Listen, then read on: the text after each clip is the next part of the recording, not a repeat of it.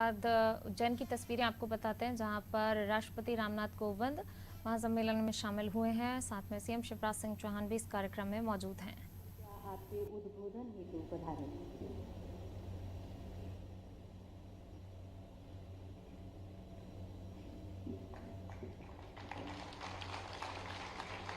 बोलिए महाकाल महाराज की, धन्वंतरी भगवान की, भारत माता की, भारत के राष्ट्रपति की। आज हमारे बीच अखिल भारतीय आयुर्वेद महासम्मेलन में कृपा करके पधारे हुए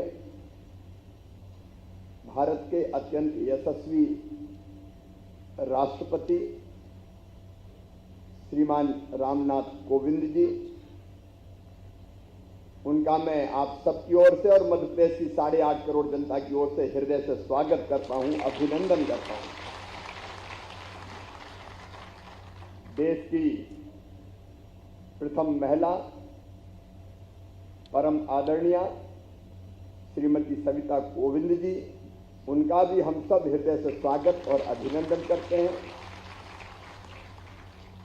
हमारे कर्मठ राज्यपाल आदरणीय श्रीमान मंगू भाई पटेल जी, उनका भी हृदय से यहाँ स्वागत है।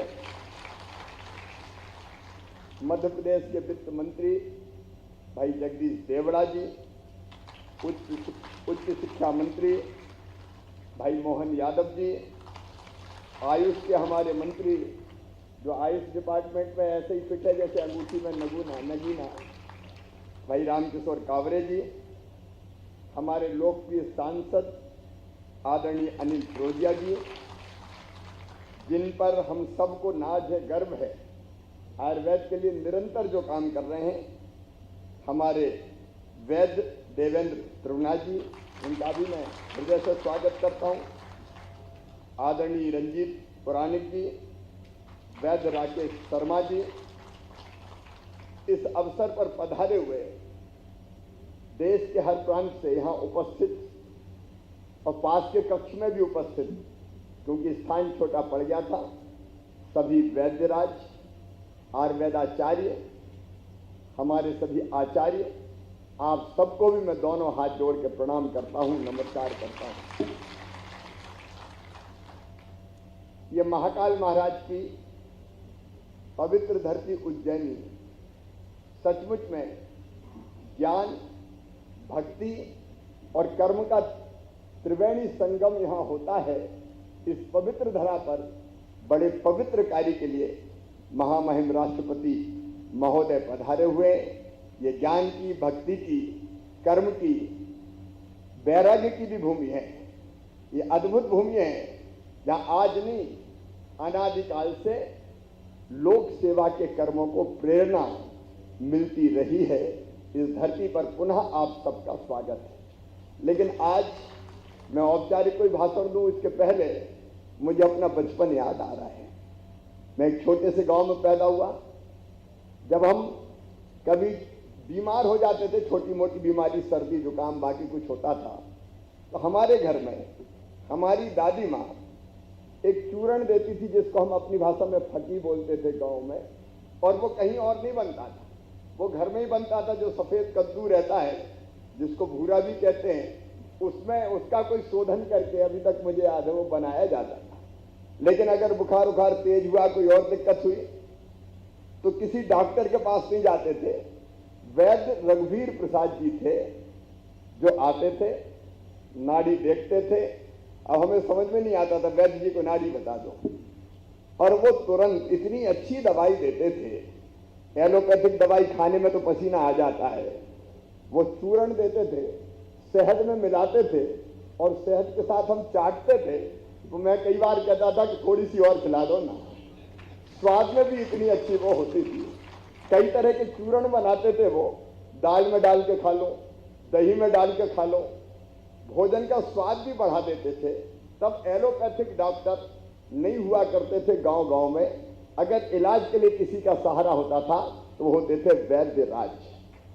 और परंपरा से गांव में एक आध व्यक्ति और ऐसा होता था जो नाड़ी देखना जानते ही था, वो किसी कॉलेज में पढ़ा हुआ नहीं होता था, कहीं से डिग्री नहीं ली होती थी, लेकिन परंपरा से उसको भी ज्ञान प्राप्त होता था। और मैं सच बताऊं, लगभग 90-95% लोग इसी से ठीक हो जाते थे, कहीं जाने की जरूरत ही नहीं पड़ती थी। और यह परंपरा है अपने आयुर्वेद की परंपरा, जो आज नहीं हजारों साल पहले है। वैसे तो हमारा देश अत्यंत प्राचीन और महान राष्ट्र है, हजारों साल पुराना तो ज्ञात इतिहास है हमारा, हजारों साल पुराना। और इस प्राचीन और महान राष्ट्र ने, जिसके अपने जीवन मूल्य है, संस्कृति है, परंपराएं हैं, दुनिया को जीने का एक नया संदेश दिया, पूरी दुनिया को। तथाकथित सभ्य देशों में, जब सभ्यता के, विकसित देशों में सभ्यता के सूर्य का उदय नहीं हुआ था, तब हमारे वेदों की ऋचाएं रच दी गई थी। और उसी में से 4 वेद तो थे ही, ऋग्वेद, यजुर्वेद, सामवेद, अथर्ववेद, लेकिन 5वां वेद निकला आयुर्वेद। चिकित्सा की एक ऐसी प्रणाली जिसके साइड इफेक्ट्स नहीं होते थे, और एक संपूर्ण चिकित्सा पद्धति, ये मेरी मान्यता है। मैं किसी पैथी का विरोधी नहीं हूं, एलोपैथी की अपनी उपयोगिता है, सर्जरी जैसे मामलों में एलोपैथी का कोई जवाब नहीं है, ये सच है। और इसलिए सबका समन्वय करके चलने की आवश्यकता है, लेकिन एक संपूर्ण चिकित्सा पद्धति जिसमें नाड़ी देखना और जीवन को पूरा ऐसा बनाना कि जिसमें रोग हो ही ना, और उसमें अगर शुरुआत करते हैं तो हम करते हैं योग से। युक्त आहार विहार की बात होती है, बीमार ना हो, इसलिए यम नियम आसन प्राणायाम प्रत्याहार ध्यान धारणा समाधि, ये अलग अलग हमारे जगह ऐसा खाओ जिससे जो शरीर के लिए उपयोगी हो, रोग उत्पन्न ना करे, पैदा ना करे। पित्त कफ वात तीनों का संतुलन बना रहे। और इसलिए जब आहार की बात होती थी तो आयुर्वेद कहता था मित भूख, हित भूख, ऋत भूख। मित भूख मतलब भूख से थोड़ा कम खाओ, हित भूख मतलब ऐसा खाओ जो शरीर के हितकारी हो, और ऋत भूख मतलब ऋतु में जो चीजें पैदा होती हो, अभी तरबूज और खरबूज की बहार है, आम आ रहा है, उसका सेवन करो। तो हम क्या आहार करें, जैसा खाए अन्न वैसा बने मन, ये भी अपने यहाँ कहा गया है, ये भी हमारे यहाँ बताया गया। फिर योगा, उसमें आसन और प्राणायाम का अपना महत्व है। ये कोविड के दौरान सचमुच में मैं भी मुख्यमंत्री उस दौरान बना, तब हमने देखा कोई और रास्ता नहीं दिख रहा था, तो हमारे आयुष मंत्री बैठे, हमने तय किया कि मध्य प्रदेश के 1 करोड़ घरों में त्रिकुट काढ़ा पहुंचा दो, लोगों से कहो काढ़ा उबालो और पियो, ये रोग प्रतिरोधक क्षमता को बढ़ाओ। उसने बड़ा काम किया। उसके साथ साथ हमने बाकी औषधियों का भी उपयोग किया, लेकिन प्राणायाम करें लोग, योगा करें, योग से निरोग हमने अभियान ही चलाया उस समय। तो उस समय सहारा ये भारतीय चिकित्सा पद्धतियां बनी। और अगर अस्वस्थ हो जाए तो हर वनस्पति औषधि है, जड़ से लेके फूल फल पत्ती तक औषधियों से भरी हुई है वनस्पतियां, उसका उपयोग करें। उसका कोई साइड इफेक्ट नहीं होता। मैं कोई आयुर्वेद का अधिकारी विद्वान नहीं हूं, मैं जो कह रहा हूं उससे बहुत ज्यादा आप समझते हैं, लेकिन मैं ये समझता हूं कि इस पद्धति जो भारतीय पद्धति है, इससे बेहतर चिकित्सा पद्धति नहीं है। एक तकलीफ जरूर मन में होती है कि समय समय पर आयुर्वेद में जो रिसर्च और अनुसंधान होने चाहिए थे वो प्राचीन काल में नहीं हुए। लेकिन आपने बताया अटल जी ने यह परंपरा प्रारंभ की, और हमारे भारत के यशस्वी प्रधानमंत्री श्रीमान नरेंद्र मोदी जी इसको बहुत तेजी से आगे बढ़ाने का काम कर रहे हैं कि जो प्राचीन उपचार की पद्धतियां हैं उनमें रिसर्च हो, शोध हो, अनुसंधान हो। मैं तुरा जी को और आप सबको भी इतना जरूर कहना चाहता हूं, हमारे राष्ट्रपति जी यहां है और सचमुच में भारतीय संस्कृति जीवन मूल्य परंपराओं का प्रचार प्रसार पूरी दुनिया में करके उन्होंने भारत का संदेश पूरी दुनिया को दिया है। उनके सामने कि मध्य प्रदेश में आप जैसा उपयुक्त समझेंगे, आपके निर्देशन और मार्गदर्शन में आयुर्वेद के मामले में रिसर्च का एक बेहतर सेंटर कैसे प्रारंभ किया जा सकता है, आप अगर हमें बताएंगे, गाइड आप करेंगे, मार्गदर्शन आप करेंगे, तो हम उसको प्रारंभ करने में कोई कसर नहीं छोड़ेंगे। लंबी बात करने के बजाय मैं एक बार फिर आपका यहाँ स्वागत करता हूँ। इतना जरूर है कि त्रिगुणा जी ने लगे हाथ मुझे कुछ समस्याओं का भी एक ज्ञापन दे दिया। अब ये कुशलता है कि आयुर्वेद महासम्मेलन भी हो जाए और प्रदेश में आयुर्वेदाचार्यों को, वैद्यों को कोई दिक्कत हो तो उन दिक्कतों की भी चर्चा और बातचीत हो जाए। उन्होंने सबसे बड़ी बात तो वित्त मंत्री के लिए कही है कि बजट आयुष का कम है। अब पहले तो तरुणा जी विभाग ही नहीं था, हमने विभाग बनाया, हमने बजट बढ़ाया। अलग अलग जगह हमारे यहाँ भोपाल में वैद्य खुशीलाल, जो हमारा आयुर्वेद का जो हमारा चिकित्सालय है, इतना बढ़िया चल रहा है कि मैं मतलब वहाँ आउटडोर भी और एडमिट होते हैं पेशेंट, पंचकर्म से लेकर दवाइयाँ तक और दवाइयों के निर्माण तक सारा काम होता है। आज महामहिम राष्ट्रपति जी के हाथों यहाँ के भवन का उद्घाटन होने वाला है, लेकिन फिर भी हम आश्वस्त करते हैं आपको, जो आवश्यक होगा वो बजट निश्चित रूप से बढ़ाएंगे। ये अपनी पद्धति है जिसको आज दुनिया मान रही है। प्रधानमंत्री जी ने, राष्ट्रपति जी ने दुनिया भर में इसका प्रचार और प्रसार किया है। एक बात आपने बताई कि निजी चिकित्सक जो आयुर्वेद के होते हैं उनको क्लिनिक खोलने के लिए CMHO से अनुमति लेनी पड़ती है। उसके बजाय आपका सुझाव है कि आयुष के अधिकारी ही इस अनुमति को दे दें, तो हम ये व्यवस्था कर देंगे कि आयुष के अधिकारी ही ये अनुमति दे दें। फिर आयुष औषधालय में रोगी कल्याण समिति के गठन निश्चित तौर पर कर दिया जाएगा ताकि उन्नयन में और मदद मिले। एक बात जो हमने, आप जानते हैं, आयुष विंग हर जिला चिकित्सालय हमने प्रारंभ कर दिया, क्योंकि केवल एलोपैथी नहीं, जिनको आयुर्वेद का इलाज कराना है तो आयुर्वेद का अस्पताल अलग काय को, किसी गांव में दूर छोटा मोटा, हमने मध्य प्रदेश की धरती पर यह तय किया है कि हर अस्पताल में जिला चिकित्सालय से हम प्रारंभ कर रहे हैं, वहां आयुष का इलाज भी आयुर्वेद के माध्यम से भी चिकित्सा की जाएगी। जिला चिकित्सालय में आयुष विंग बन गया है, उसको और समृद्ध बनाने का हम प्रयास करेंगे ताकि किसी को एलोपैथी के डॉक्टर को दिखाना पड़े तो एलोपैथी के डॉक्टर को दिखाए और किसी को आयुर्वेद आचार्य को दिखाना पड़े तो उनके पास जाए। उसके साथ साथ पंचकर्म और बाकी जो अपनी विधाएं हैं उनका भी विकास हम तेजी से करने का काम कर रहे हैं। हम लगातार भर्ती का काम कर रहे हैं, लेकिन संख्या कम है, ये आपने कहा है, उसको भी हम देखेंगे। वेतन इत्यादि से संबंधित मामले ऐसे हैं कि थोड़ा व्यापक विचार विमर्श के बाद उन पर हम निश्चित तौर पर फैसला करेंगे। एक बार में फिर महामहिम राष्ट्रपति महोदय का, उनके चेहरे पर तेज है, वाणी में ओज है, सरस्वती उनकी जिह्वा पर विराजती है और सचमुच में वो ऐसा संदेश छोटे छोटे देशों की यात्रा करके भी, बड़े देशों की तो की है, उन्होंने भारत के महान संदेश को पूरी दुनिया में फैलाने का काम किया है। मैं एक बार फिर उनका हृदय से स्वागत करता हूं, अभिनंदन करता हूं और आप सबका भी अभिनंदन करते हुए, आप सबको प्रणाम करते हुए, आश्वस्त करते हुए कि आयुर्वेद के प्रचार प्रसार में, बढ़ाने में, शोध में मध्य प्रदेश कोई कसर नहीं छोड़ेगा। मैं अपनी वाणी को विराम देता हूं। बहुत बहुत धन्यवाद, प्रणाम, नमस्कार।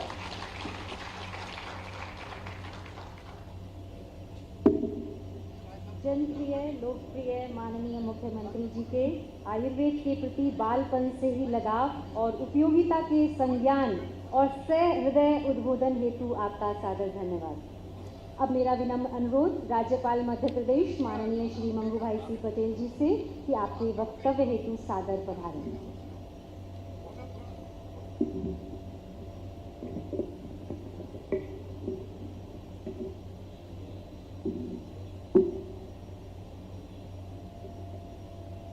कालिदास संस्कृत अकादमी उज्जैन में आज अखिल भारतीय आयुर्वेद महासम्मेलन में अपने बीच उपस्थित माननीय भारत के राष्ट्रपति महोदय श्री रामनाथ कोविंद जी, सम्मानीय प्रथम महिला श्रीमती कोविंद जी, अभी अभी आपने उनको सुना है, ऐसे मध्य प्रदेश के लोकप्रिय मुख्यमंत्री शिवराज सिंह चौहान जी, श्रीमती साधना चौहान जी, वित्त मंत्री जगदीश देवड़ा जी, उच्च शिक्षा एवं सामाजिक न्याय मंत्री मोहन यादव जी, राज्य के आयुष मंत्री राम किशोर जी, सांसद श्री अनिल फिरोजिया जी, अध्यक्ष अखिल भारतीय आयुर्वेद महासम्मेलन वैद्य देवेंद्र त्रिगुणा जी, श्री रंजीत पौराणिक जी, वैद्य राकेश शर्मा जी, वैद्य श्री वासुदेव काबरा जी, उपस्थित विधायकगण, आयुर्वेद से जुड़े हुए सभी आचार्य श्रीयों, उपस्थित महानुभावों, भाइयों और बहनों, भारतीय आयुर्वेद महासम्मेलन 59 में आप आज शुरू हो रहा है, उस अवसर पर आप सभी को मेरा हार्दिक अभिनंदन है। प्राचीन काल से ही ऐतिहासिक व सांस्कृतिक उपलब्धियों की साक्षी उज्जैन नगरी में अखिल भारतीय आयुर्वेद सम्मेलन के महाअधिवेशन में शामिल होकर मुझे बहुत प्रसन्नता हुई है। आज इस समारोह में स्वयं माननीय राष्ट्रपति जी की उपस्थिति हम सभी के लिए गौरव का विषय है। प्राचीन काल से भारत का रोगों को उपचार के लिए एक बहुत ही व्यवस्थित, वैज्ञानिक और तार्किक दृष्टिकोण रहा है। हमारे आयुर्वेदाचार्य धन्वंतरी, चरक और सुश्रुत महर्षियों ने जिस तपस्या, साधना और अनुसंधान से आदमी को स्वस्थ रखने की व्यवस्थाएं और संपूर्ण स्वास्थ्य संबंधी शिक्षा प्रदान की है, वह अद्भुत है। दुनिया में प्लास्टिक सर्जरी करने की पद्धति महर्षि सुश्रुत की खोज है। उन्हें इसलिए फादर ऑफ सर्जरी कहा गया है। कोविड महामारी की भयावह स्थिति में जिस प्रकार भारत ने अपनी प्राचीन चिकित्सा पद्धतियों के सहारे कोविड के प्रति लड़ाई को मजबूत बनाया, वो प्रशंसनीय है। आज हम सभी देख रहे हैं, समझ रहे हैं कि आयुर्वेद चिकित्सा पद्धति हमारे स्वास्थ्य के लिए कितनी महत्वपूर्ण है। भारत में आयुर्वेद का विकास भारतीयों के लिए लाभकारी होने का साथ ही आज सारे विश्व की आशाओं का केंद्र भी है। आवश्यकता है कि हमें आयुर्वेद चिकित्सा पद्धति को आधुनिक वैज्ञानिक चिकित्सा पद्धति के अनुरूप अनुसंधात्मक प्रमाणिकता प्रदान की जाए। आयुर्वेद को वैज्ञानिक प्रतिदर्शों से समझाने और मानकीकरण के लिए क्लिनिकल प्रयोगों की चुनौतियों को आगे बढ़कर स्वीकार किया जाए। आयुर्वेद के परंपरागत ज्ञान, शोध, अनुसंधान को आधुनिक में वैज्ञानिक विश्लेषण के साथ समाज के सामने लाया जाए। आज भी कई आयुर्वेदाचार्य पारंपरिक रूप से अपने निजी चिकित्सालय में कई बीमारियों के इलाज में अत्यंत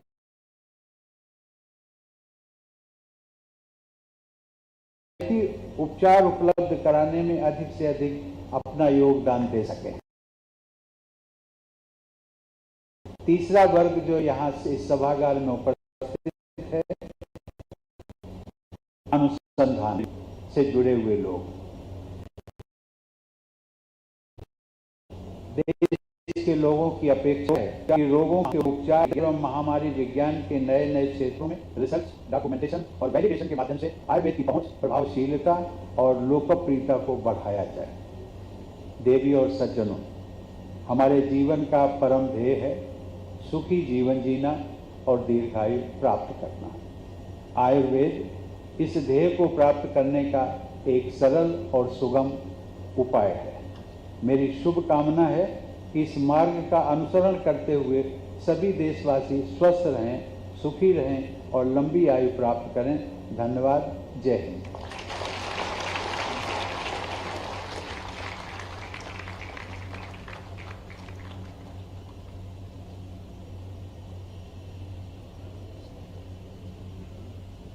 आपके प्रेरक उद्बोधन से हम सभी अनुग्रहित हैं माननीय।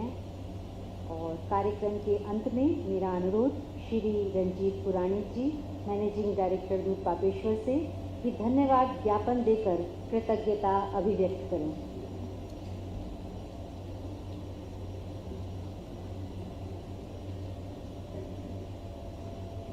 Prime Minister Narendra Modi ji in Jamnagar declared that the next 25 years are the golden period for Ayush. All of us will agree here today that that entire phase, that momentum, that energy has begun. Sir, it's a profound pleasure to deliver an expression of gratitude to Honorable President of India, Shri Ram Nath Kovind ji. So your presence here today is a great source of motivation and encouragement to us all in the Ayurvedic sector.